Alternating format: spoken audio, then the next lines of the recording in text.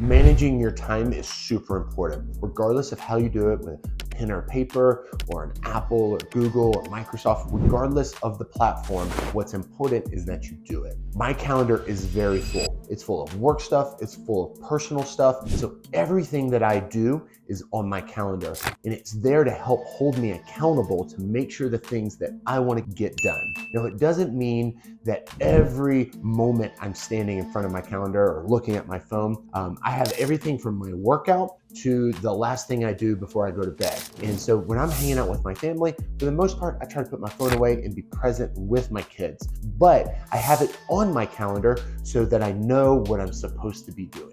Big events are put on my calendar first, and this helps me build around them. So in my business, we have home shows that are really important to getting our season off to the right start. And so sometimes those fall on a day where maybe I have a scheduled date with my wife, but we'll just move that around, and I'm still gonna go on a date with my wife. We're just gonna go at a different time. These aren't necessarily rules that we have in place. These are things that we want to do, and so we prioritize what we want in our life. When it comes to things that are on my calendar for me personally, like events with my kids, I really prioritize the big events. So, Christmas and holidays, we put skiing on the calendar with my kids. We do that during our winter months when we're slower. Even during the summer when it's a little busier, I'll break away for a couple weekends to go camping. And it does require extra work to offset the time that I'm missing, but those are valuable moments that are important to me, so I prioritize them. So when it comes to my work calendar, we have the